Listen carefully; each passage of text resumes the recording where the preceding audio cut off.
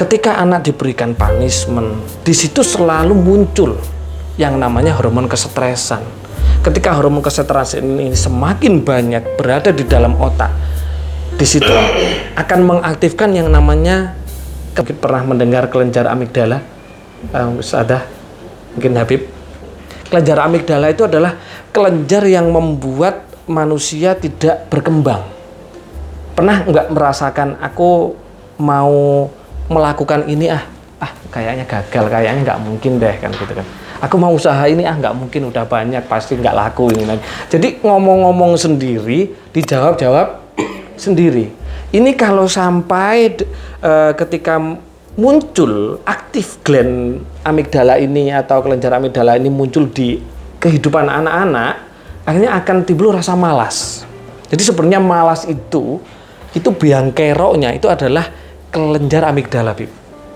Jadi ketika kelenjar amigdala ini dibiarkan terus-menerus berada di dalam otak anak, akan timbul malas, akan timbul pikiran liar dan lain-lain. Kita juga sering menjumpai mungkin Bapak Ibu guru di sini ketika ngajar ada anak yang tidak fokus.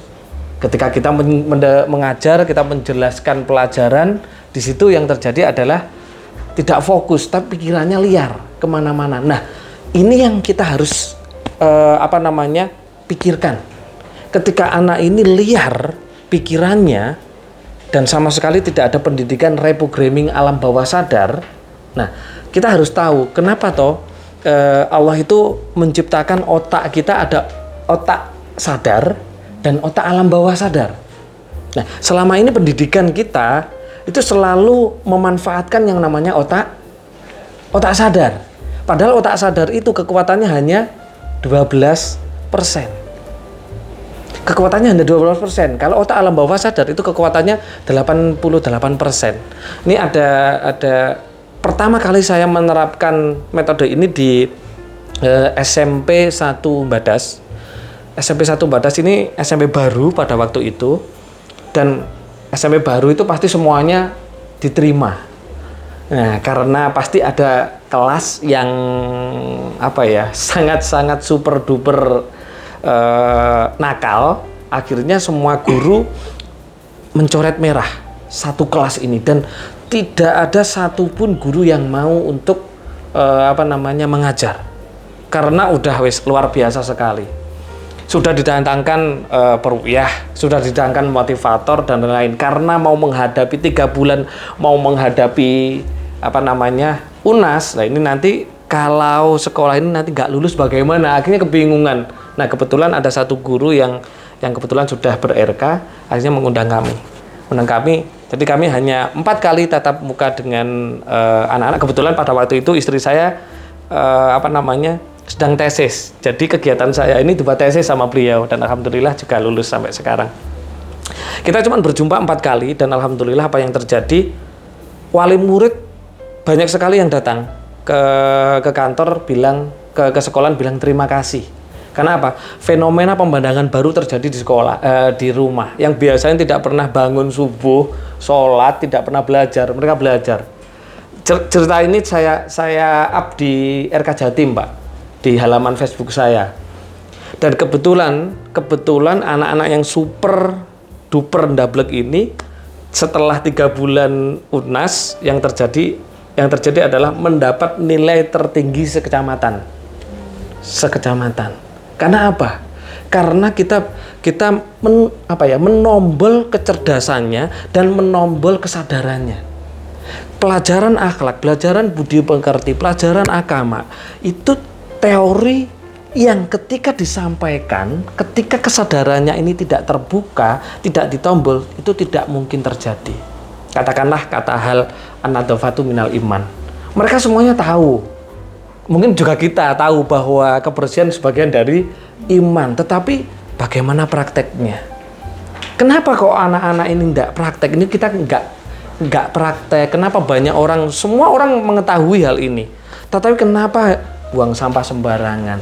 Padahal itu jelas-jelas menunjukkan ini adalah iman, sebagian dari iman. Nah, mungkin tidak pernah terbesit di pikiran Anda. Ini sebenarnya kenapa fenomena ini Padahal jelas an-nadhafatu minal iman, kebersihan dari sebagian iman. Tetapi kenapa mereka tidak menunjukkan keimanan? Mungkin tidak pernah terbesit. Sebenarnya ada apa ini kok nggak bisa terjadi? Nah, di situ mungkin panjenengan tidak pernah berpikir. Kalau saya selalu berpikir. Salah satunya ada ku anfusikum wa alikum naro wa kutuhan nasu wal hijarah uiddat lil kafirin. Itu ayat saya pelajari. Kenapa di sini wakuduhan nas gitu loh. Kenapa wakuduhan nas? Kenapa bahan bakar neraka itu adalah manusia? Kan banyak bahan bakar yang lain gitu loh. Itu saya orangnya ketika menemukan suatu hal yang berbeda itu saya selalu mencari tahu. Dengan metode RK ini saya menemukan ternyata kenapa manusia ini jadi bahan bakarnya neraka di samping batu. Ternyata manusia suka suka memproduksi partikel api. Nah, partikel api itu kalau di dalam agama itu adalah penyakit hati, marah. Kita kalau marah bagaimana rasanya? Panas, dengki dan lain-lain. Kalau di dalam ilmu hipnoterapi itu namanya itu adalah mental block. Nah, disinilah bagaimana kita menghilangkan. Makanya kita melihat cerita Nabi Muhammad SAW ketika terakhir beliau di Gua Hira didatangi oleh malaikat Jibril sebelum beliau menerima wahyu, yaitu dibelah dadanya, diambil apa? Diambil monggo. Diambil partikel apinya atau penyakit hati. Nah, ini adalah suatu hal yang perlu kita lakukan di dalam hidup kita sebenarnya. Hidup kita dan hidup anak-anak didik kita. Bagaimana kita mengambil penyakit hati? Nah, ternyata penyakit hati itu adalah, kalau secara agama itu adalah penyakit hati, kalau secara ilmu semesta atau ilmu tentang fisika kuantum itu adalah partikel api, kalau di ilmu hipnoterapi itu adalah mental block, kalau di ilmu medis dia adalah hormon kesetresan. Kalau hormon kesetresan ini terus berada di dalam diri kita atau di dalam diri anak, mau pelajaran apapun tentang akhlak, tentang budi pekerti, tentang moral, tidak akan pernah. Dia hanya sebatas mencari nilai, supaya nilai ini, tetapi tidak akan pernah. Makanya di sini juga kita penting sekali bahwa kita sebagai seorang pendidik, kita ibarat kepada Rasulullah, yaitu laqad kana lakum fi rasulillahi uswah. Bukan mau idho gitu loh. Karena apa? Ketika kita mau idho, menerapkan mau idho saja melulu, kalau kesadarannya ini dia belum terbuka, tidak mungkin itu masuk. Mungkin di dalam ruangan ketika kita beri motivasi, kita ceramai, mungkin iya. Tetapi nanti kalau mereka kembali ke kamar, pulang, ketika mereka di luar, hilang semua pelajaran itu. Karena apa? Karena masih ada hormon kesetresan gitu loh, atau kesadarannya tidak disentuh. Akhirnya apa? Tidak. Ketika kesadarannya tidak sentuh, walaupun tidak diberikan ilmu teori tentang akhlak, dia akan otomatis kesadaran ini akan nyambung kepada gland pineal. Oh iya, aku kalau melakukan menyakiti temanku, itu rasanya sakit. Berarti jadi lebih berpikir kepada dirinya sendiri. Kalau nanti aku disakiti, berarti rasanya sakit. Dia nggak jadi. Karena apa? Karena kesadarannya jalan. Orang berbuat salah, orang berbuat malas, orang berbuat sedih, anak-anak dan lain-lain. Itu kenapa? Karena kesadarannya nggak aktif, nggak jalan. Nah, di sini yang perlu kita lakukan adalah kita mengaktifkan kesadaran mereka. Karena kesadaran ini sudah diselimuti oleh hormon kesetresan, PR-nya adalah bagaimana menghilangkan hormon kesetresan tadi. Nah, sudah memegang semuanya. Di sini mungkin nanti bisa dipelajari ya. Di sini tahapan-tahapan dalam membentuk siswa atau siswi berkarakter, berbudi luhur, berakhlak mulia, bermoral tinggi, berkesadaran dan cerdas. Di sini sebenarnya poinnya adalah berkesadaran dan cerdas. Poinnya. Kalau pelajaran budi luhur, berakhlak mulia, moral tinggi, ini adalah semuanya ada teori. Tapi kesadaran, coba saya tanya mungkin dari ustadzah ya. Sebelum saya jelaskan, selama ini panjenengan mengetahui tidak letak kesadaran di mana? Kan seperti itu. Letak kecerdasan di mana? Letak kepintaran di mana? Kan seperti itu. Kita harus mengetahui tupoksi masing-masing organ tubuh kita. Saraf itu gunanya untuk apa? Urat itu untuk apa? Ya, seperti lah tangan untuk apa kan gitu kan? Kenapa jari ini kok 5 kok enggak 6 kan gitu kan? Ini semuanya ada maknanya kan gitu kan? Semuanya ada makna, termasuk Al-Quran. Kenapa alif itu bentuknya seperti ini, nggak tidur gini, nggak gini? Itu semuanya ada maknanya. Tapi itu jauh nanti saja. Maksudnya kita mempelajari. Ternyata kita sebagai seorang pendidik kita harus tahu